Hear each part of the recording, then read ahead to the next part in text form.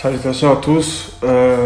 Aujourd'hui, il s'agit d'exposer un faux pasteur comme tant d'autres, parmi tant d'autres, ils sont nombreux, même en Côte d'Ivoire. Aujourd'hui, on est en Côte d'Ivoire pour parler d'un faux pasteur qui cherche à induire le peuple noir en erreur.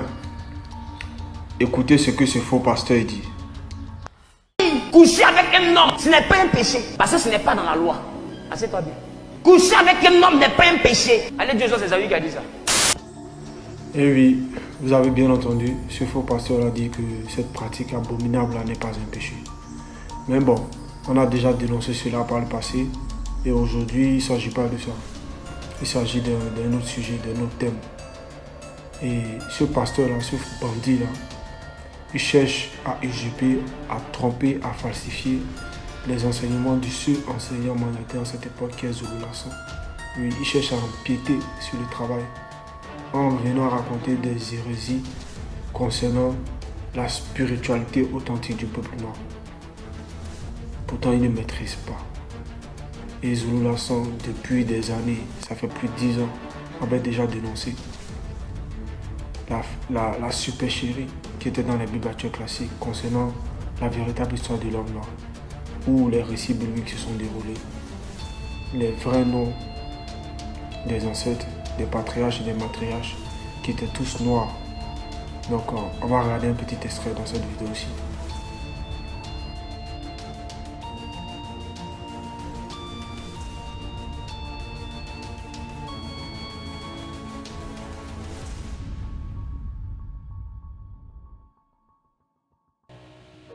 En Israël,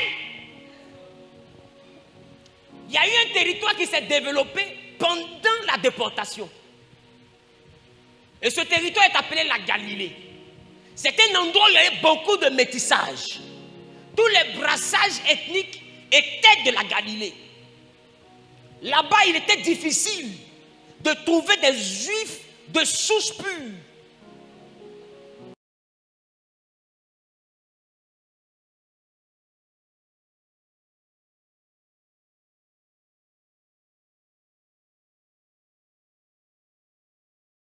Pour ça, on va aller dans Luc chapitre 2 au verset 4 à 11 qui dit: Joseph aussi qui habitait la ville, c'est-à-dire dans d'autres versions on dit le village c'est-à-dire la ville de Nazareth, en Galilée, virgule. Donc on vous apprend ici que Joseph c'était un homme droit, il marchait selon le Père, il craignait le Père. Et Joseph était noir. Joseph était noir. Dans la carte de l'Afrique, au niveau de l'Afrique centrale, vous voyez, là, tout là, c'est l'Afrique centrale. Et là, on parle de, je vais mettre le zoom, voilà la Galilée, vous voyez, Galiléa.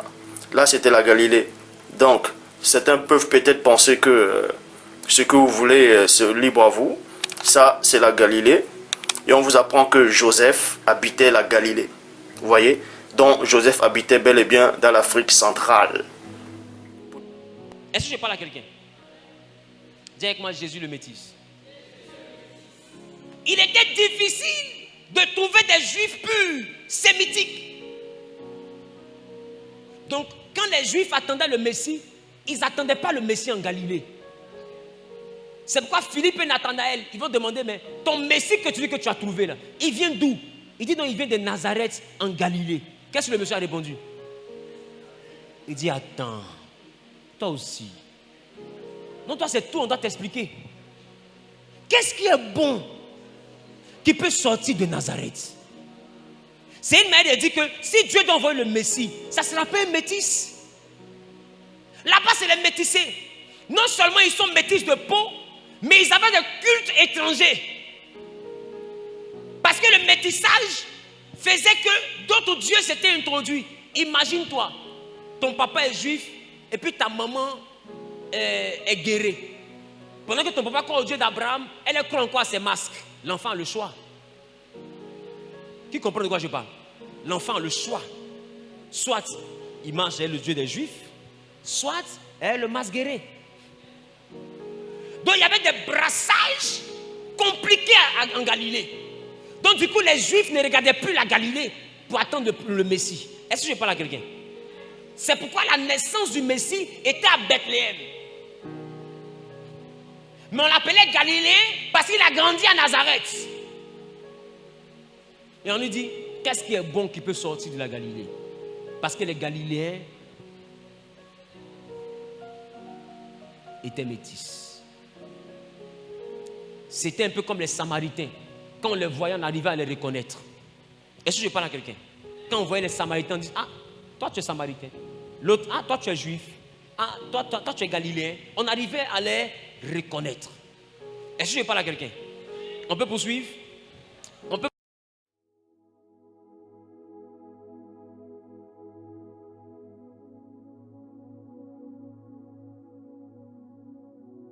Donc, quand vos faux pasteurs viennent vous dire, non, les Juifs c'est le peuple de Dieu, vous acceptez, oui, les Juifs c'est le peuple de Dieu.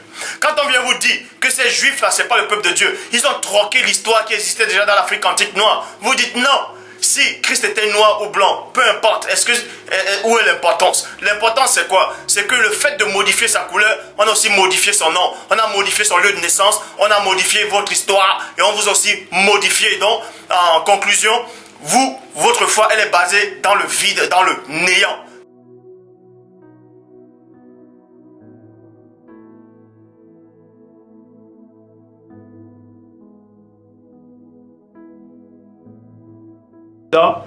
D'autres vont dire sûrement Judas était blanc, que Judas était blanc et que Cananéen était noir, donc Christ était métis. Donc, si Christ était métis, ça veut dire qu'il est ça, selon Deutéronome chapitre 23 au verset 3. Vous voyez, c'est que Christ lui-même c'est un enfant illégitime. Parce que ça ne peut pas être un enfant illégitime, ça ne peut pas être Dieu ici. On a usurpé le titre de Dieu. Donc on vous a présenté cette abomination, ce démon. Je dis bien, ce démon. Ce démon. Voilà, voici votre Dieu. Les Noirs ont toujours été, dans la période romaine et grecque, traités comme une sous-race. Comment reconnaître que celui qui sera la base de leur convention, reconnu comme étant le Messie, qu'on va mettre dans l'histoire, soit noir? Alors la meilleure manière de le faire accepter, c'est qu'on parle de lui et qu'on mette sa couleur à côté.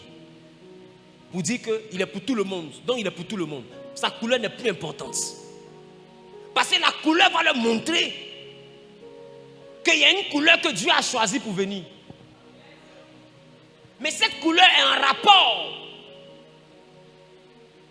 avec le territoire où se trouve la montagne de Dieu. Dieu descendait sur un continent. Et il y a une montagne qu'on appelait la montagne de Dieu, où Élie a rencontré Dieu, où Moïse a rencontré Dieu, où la loi a été écrite.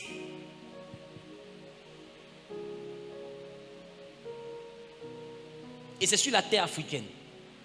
Alors le Sauveur, l'homme le plus médiatisé de tous les temps, le plus lu de tous les temps, qui fait de la Bible best-seller. Comment reconnaître dans un monde où on esclavagise les Noirs, où on s'apprête même à coloniser les Noirs, comment reconnaître que celui qu'ils vont adorer était noir?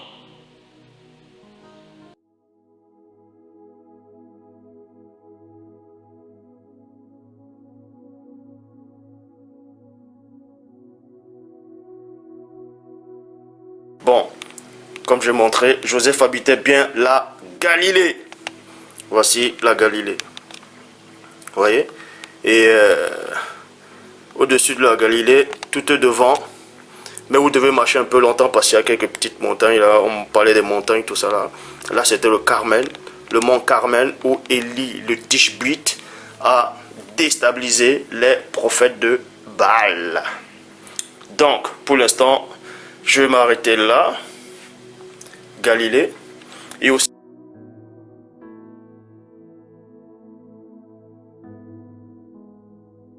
ce qu'on appelle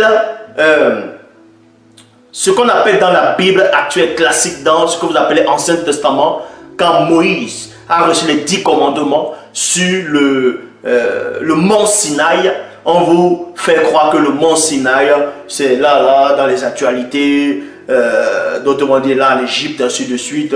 Non. On va vous faire croire que d'autres vont dire ça en Égypte, d'autres vont dire ça ailleurs, ainsi de suite. Ils sont en train de chercher soit dans le mont Sinaï. Si vous ne connaissez pas, il y a des historiens, il y a les écrits qui ont prouvé cela. même dans la Bible, même dans la version authentique originelle.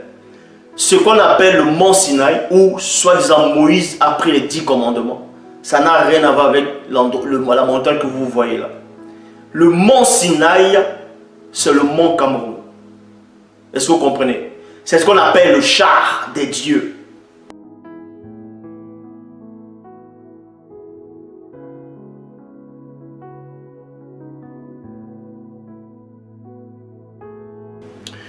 Bref, et vous comprenez ici que quand ils sont arrivés en Afrique, ils avaient déjà trafiqué l'histoire, ils ont pris l'histoire de l'homme noir, ils ont pris ses récits, ils ont pris ses récits de la spiritualité africaine, ils ont vu que l'homme noir invoquait déjà Loba, le créateur véritable.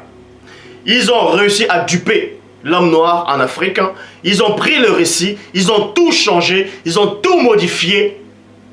Ils sont revenus en Europe et dans d'autres continents où les Néphilim résident. Ils ont bien, en tout cas, ils ont travaillé, ils ont trafiqué l'histoire des Noirs. Et plus tard, ils ont changé l'histoire. Ils ont fait croire que, d'après eux, les textes originaux proviennent de l'hébreu antique, de l'hébreu, l'ancien hébreu et le grec. Comme vous avez pu le constater, Zulu Lassana a démontré, ça fait plus de 10 ans qu'il est sur la toile, avec des vidéos, il a démontré que l'Afrique est le continent où tous les récits bibliques se sont déroulés. Avec les cartes, avec les preuves, il a démontré cela. Arrêtez d'écouter ces faux pasteurs, ces bandits qui vont usurper les enseignements pour tromper encore le peuple noir, pour le conduire dans l'erreur. Donc toi qui m'écoutes, toi qui es en Côte d'Ivoire, il y a une communauté qui est grandissante. Rejoins la communauté. Viens dans la vérité, viens dans la spiritualité authentique. Parce que tous les patriarches étaient tous des noirs. La spiritualité est une question de race. Donc arrêtez de suivre les religions inventées des autres peuples. Tu es noir, tu vas prier un Jésus blanc aux yeux bleus. Toi-même tu vois que ce n'est pas logique. Viens dans la spiritualité authentique. Procure-toi ton rouleau. Notre rouleau est désormais disponible dans les éditions ZuluLassana.com. Tu vas là-bas, tu vas trouver Bible, la Bible authentique, sans erreur ni contradiction. Où il y a vraiment des patriarches et des matriarches, des prophètes, du vrai Christ. Tout est contenu ici. Pour écouter les enseignements, tu vas sur YouTube, tu tapes Zulu Lassana. Zulu Lassana a répondu à toutes les questions. Toutes les questions, il a répondu à ça. Donc, toi qui es en Côte d'Ivoire et partout ailleurs en Afrique, réveille-toi. C'est le moment. C'est le moment de s'approprier notre histoire.